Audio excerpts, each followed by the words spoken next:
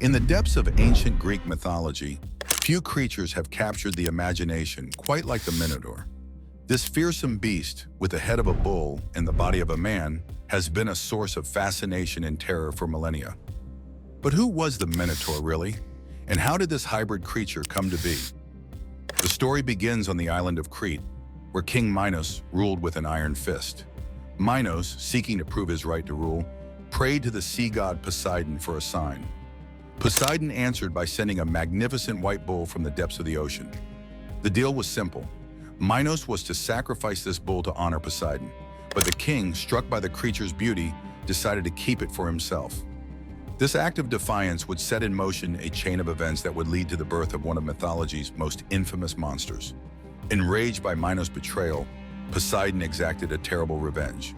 He cursed Minos' wife, Queen Pasiphae, with an unnatural passion for the white bull. Consumed by this divinely induced lust, Pasiphae enlisted the help of the master craftsman, Daedalus. He constructed a hollow wooden cow, allowing the queen to satisfy her unholy desires.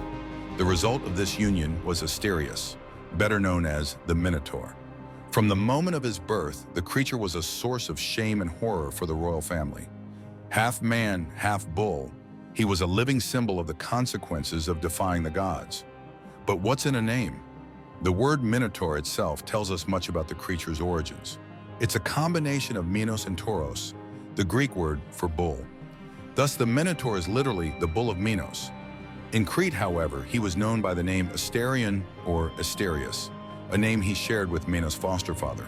As Asterius grew, it became clear that he was no ordinary child. With the head and tail of a bull atop a man's body, he was a fearsome sight to see. More troubling still was his appetite. As an unnatural hybrid, the Minotaur had no natural source of nourishment. Instead, he developed a taste for human flesh. Faced with this monstrous problem, Minos turned once again to Daedalus. The inventor was tasked with creating a prison that could contain the Minotaur and keep the people of Crete safe. The result was the Labyrinth, an intricate maze of winding corridors and dead ends. At its heart dwelled the Minotaur, forever trapped in its twisting passages. The Minotaur needed to be fed, and Minos found a cruel solution. He demanded that Athens, a rival city-state, pay a gruesome tribute. Every 9 years, 7 young men and 7 young women would be sent to Crete, cast into the labyrinth, and sacrificed to the ravenous Minotaur. This brutal tradition continued until the arrival of Theseus, the young prince of Athens. Determined to end the cycle of sacrifice, Theseus volunteered to be one of the 14 tributes. His plan was audacious. He would enter the labyrinth, slay the Minotaur, and lead his people to freedom. But Theseus had an unexpected ally. Ariadne, the daughter of King Minos, fell in love with the heroic prince. She provided him with 2 crucial tools, a sword to slay the Minotaur, and a ball of thread, the famous Thread of Ariadne. This simple yet ingenious device would allow Theseus to mark his path through the labyrinth, ensuring he could find his way back out. Armed with these gifts, Theseus descended into the darkness of the labyrinth. The battle between hero and monster is the stuff of legend. In the end, Theseus emerged victorious, having slain the Minotaur and opening the mystery of the labyrinth. The defeat of the Minotaur marked the end of an era for Crete, but the creature's legacy lived on in art and literature. Classical depictions typically showed the Minotaur with a bull's head and tail on a man's body. This image became iconic, appearing at the center of many labyrinth representations throughout antiquity and the Renaissance. Interestingly, not all depictions followed this pattern. Ovid's influential Latin account was ambiguous about which half was bull and which was man. This led to some medieval and Renaissance artworks showing a reversed configuration, a man's head and torso on a bull's body, more reminiscent of a centaur than the classical Minotaur. The Minotaur's story has inspired countless interpretations over the centuries. Some 19th century mythologists saw the creature as a personification of the sun, a Minoan adaptation of the Phoenician god Baal Moloch. In this reading, Theseus' slaying of the Minotaur symbolized Athens breaking free from tributary relations with Minoan Crete. Other scholars have proposed more esoteric interpretations. A.B. Cook suggested that Minos and the Minotaur were different forms of the same entity, representing the Cretan sun god. This theory points to the Cretan practice of depicting the sun as a bull. J.G. Fraser took a different approach, interpreting Pasiphae's union with the bull as a sacred ceremony. In this view, the queen of Knossos was ritually wedded to a bull-formed god, much like the wife of the tyrant in Athens was symbolically married to Dionysus. Carl Karenyi offered yet another perspective, viewing the Minotaur, or Asterios, as a god associated with stars. He pointed to coins minted at Knossos that showed labyrinth patterns encircling a star, arguing that this star represented Asterios himself.